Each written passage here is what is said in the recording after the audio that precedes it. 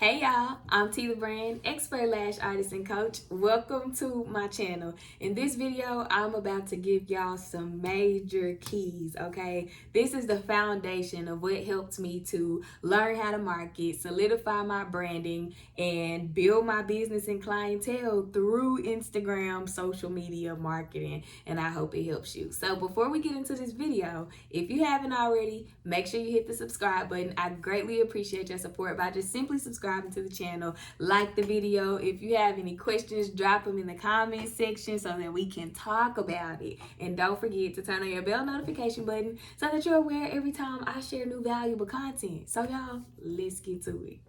All right, y'all. So y'all know I love me some notes. So I got my notebook here. Get you a notebook so that you can write the stuff that you are learning down, not just from this video, but period. Write this stuff down and you'll have something to go back to draw from, to edit from, and you're not just out here spinning your wheels. So yeah, and also, of course, come back to this video if you need a refresher. So the first thing that we're going to talk about is target audience. And I'm sure you've heard about target audience. If you haven't, this is great because you can build your foundation here. If you already have a target audience, just use the information. I hope that is helpful. Okay, we're gonna get into it. So a target audience, that's basically who you create as your ideal client. So think about one person and get very, very specific about this person and why you would want them to be your client. If you can duplicate them to fill your books, what does their life look like? And let's talk about a few specifics that I used and that I teach in my mentorship program to establish your target audience. So again, the target audience is just your ideal client, but by definition, let me find the definition. Oh, I don't have a oh wait, I'm on the wrong page. Okay, target audience. Target audience by definition is a particular group at which a film, book, advertising campaign, etc. is aimed. Second definition is a group of people identified as being likely customers for a business or of a business. In other words, your dream client. Okay, so let's talk about some things that you should consider when you're establishing your target audience. Number one, their gender. Depending on what kind of services you do, you want to pick male or female to target your services for, because everything that you do in your business beyond your target audience, which the target audience is really your foundation, whatever you do revolves around this one person. So you want to make sure that you're marketing and creating for, the gender that you are going to be servicing with your services. Does this mean that you can't get male or female clients that are of the different gender that you pick for your target audience? Absolutely not. You will attract it. I have both female and male clients that I service. So gender. You want to think about their age. Consider their age. Now, a lot of people get scared with target audience and you make your audience super broad and then you can't market to them and you're wondering why you're not getting people. It's because you need to narrow it down and be specific. I don't recommend having an age range larger than 5 years, because consider if my age range is 20 to 25. Now, when you're marketing, when you're talking in captions, when you're putting your colors on your content and all of that, what is attractive to a 20-year-old is not going to be the same thing that's attractive to a 30-year-old. What you say to market to a 30-year-old isn't the same thing you'll say to a 20-year-old, because you got to speak your target audience's language. So I recommend only going 5 years in your in developing your target audience age range. So for example, my target audience, the age range is from 25 to 30. Everything that I do, everything that I talk about, everything that I post for my lash client marketing, it's all targeted to people ages 25 to 30. Does that mean those are the only age groups that I get?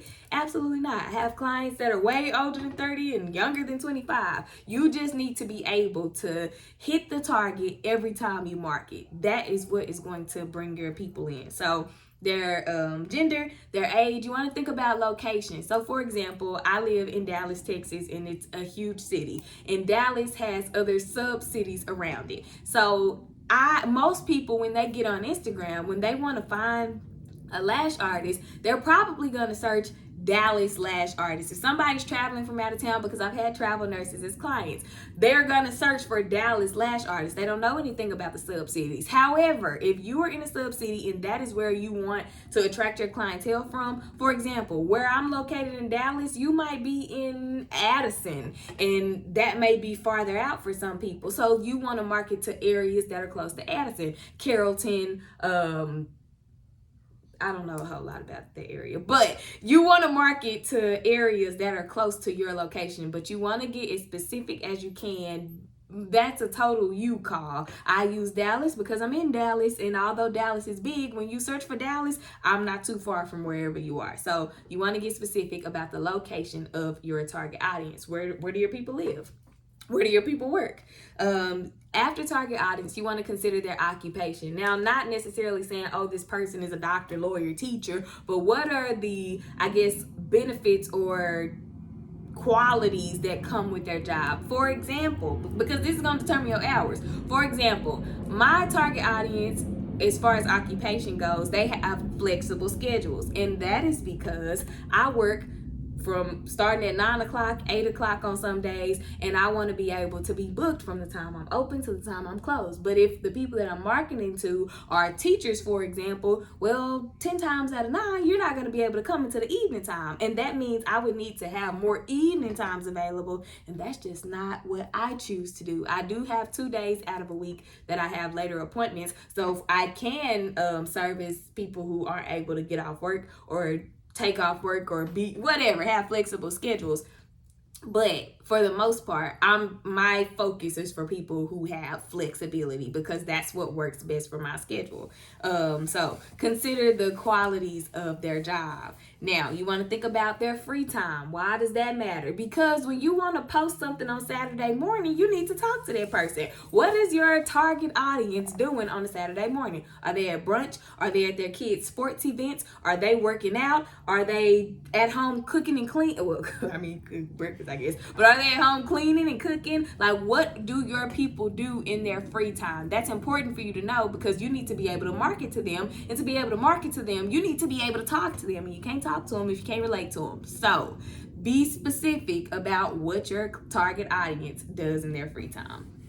You want to also consider their socioeconomic status, how much money they make. Now, you don't need to necessarily be like, oh, I need my people to make $46,000 a year. You need to make sure that you are marketing to people who can afford your services. So however you choose to price your services, you need to make sure that first of all, your customer experience, your client experience is worth that your work is worth that your speed is worth that, and all the other things. But you also want to make sure that you are marketing to people who can afford to get your eyelash extensions. That's super important, because if you're talking to for example, if your target audience are teenagers, well, how many teenagers just got money to get their lashes done? This is luxury service, and we like to tag luxury prices to it. So you need to make sure that the people you are marketing to are able to afford it, so that you can have clients. All right. So then you want to consider their character traits. And this is super important, because you do not want everybody to be your client. Again, everybody is not your client. Everybody is not going to be your client, and you should not want everybody to be your client. There are problematic clients. There are clients who don't like to pay. There are clients who will make you feel like your lash services are just not up to par. They can be late. They can carry negative energy. You need to get specific about the type of people that you want to bring into your business. And then you need to show up as that person. If you don't like your clients being late, then try to make sure that you are scheduling your clients or blocking your appointment times in a way that you have time to get a full service done, get your room cleaned up, and disinfect your sheets changed and all that before you bring another client in. Make sure that you're on time for your appointments. Make sure that you're communicating if you want your clients to communicate with you, if they need to cancel, reschedule, or whatever. So decide what you want their character traits to be, and then make sure that you're showing up as that person as well. Because when you're creating content in your captions, you can talk about timeliness, how you value your clients so much. You make sure that you start on time, or if you end up running late, that you're communicating with them. Everything about your target audience is for you to create content. This is not just for you to have sitting around or have in the back of your head like, oh yeah, I got a target audience. But are you attracting them? Are they finding you? Are they booking with you? Are they becoming your loyal clients? If not, then you just have a list of things that you want a person to be that you would service. But you need to make your target audience work for you. You need to create content and market that content for that target audience so that you can bring them in. I hope this is making sense. I feel like I'm saying a whole lot. And then lastly, consider their pain point. A pain point is just that, ooh, I gotta get these lashes because I need to feel this, because I need to experience this. Why do people need to get eyelashes from you? So I'm gonna help make it easier. The pain point was given to me by a former mentor of mine. And for our beauty industry, women want to feel beautiful and they want to feel confident. If everything that you are posting is hitting that point, talking to them about how lashes can make them feel beautiful, or talk about how they can make them feel confident, what value do eyelash extensions provide in their life? Because this is an investment, not just an expense that they have to come up off of. And if people feel like there's no value in what they're getting from you, they're not going to spend their money with you, because it just seems like a waste of money. If I don't understand the value of eyelash extensions, why would I come to you for $100+ when I can just go buy me a $3 to $10 pair of strips from somebody selling them or at the beauty supply? So you want to make sure that you are sharing valuable stuff and that your pain point has value to it. So that is that on target audience. So we're gonna move on to branding. So y'all, I'm editing and that video got way too long. So come back for part 2. I hope that this video on target audience has been helpful. I hope that you're able to use the information that I've shared to use your target audience to create your content and your brand once I drop that video, so that you can build your lash business foundation and all books and all of those wonderful things. This is, again, just stuff that has helped me become a successful lash artist, and I hope that what I'm sharing is helpful to you. So I will see y'all in part 2.